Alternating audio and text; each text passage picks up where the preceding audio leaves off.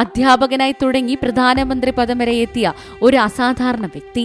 സാമ്പത്തിക ശാസ്ത്രം ഇഷ്ടമേഖലയാക്കിയ മൻമോഹൻ സിംഗ് മുൻ പ്രധാനമന്ത്രി PV നരസിംഹറാവുവിന്റെ നിർബന്ധത്തിന് വഴങ്ങിയാണ് രാഷ്ട്രീയത്തിലെത്തിയത്. ഇന്ത്യയുടെ 13ാമത്തെയും 14ാമത്തെയും പ്രധാനമന്ത്രിയും ആധുനിക ഇന്ത്യയുടെ സാമ്പത്തിക മേഖലയ്ക്ക് അടിത്തറ പാകിയ സാമ്പത്തിക വിദഗ്ധൻ കൂടിയാണ് ഡോക്ടർ മൻമോഹൻ സിംഗ്.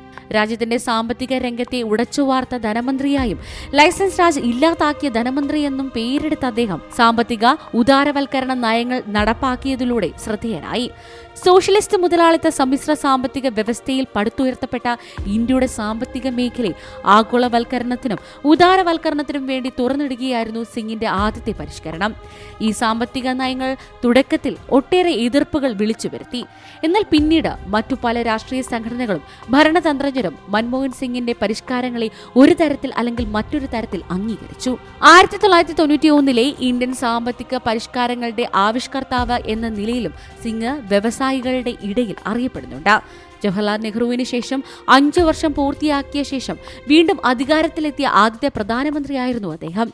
1932 സെപ്റ്റംബർ 26 ഇപ്പോഴത്തെ പാകിസ്ഥാനിലുള്ള പഞ്ചാബിലെ ഗാഹിൽ സിംഗ് കുടുംബത്തിലായിരുന്നു ജനനം. 1991 നരസിംഹറാവു സർക്കാരിൽ ധനമന്ത്രിയായി അപ്രതീക്ഷിതമായി എത്തിയ അദ്ദേഹം ന്യൂനപക്ഷ സമുദായത്തിൽ നിന്ന് ഇന്ത്യൻ പ്രധാനമന്ത്രി പദത്തിലെത്തിയ ആദ്യ വ്യക്തിയുമാണ്.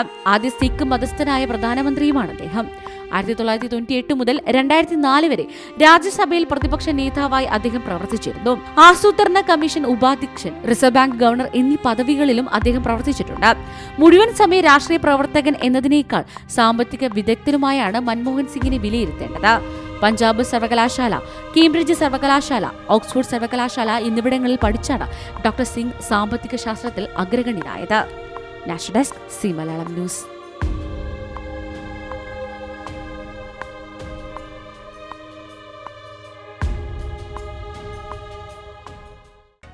പുതിയ വാർത്തകളും വിശേഷങ്ങളും ഇനി വിരൽ തുമ്പിൽ.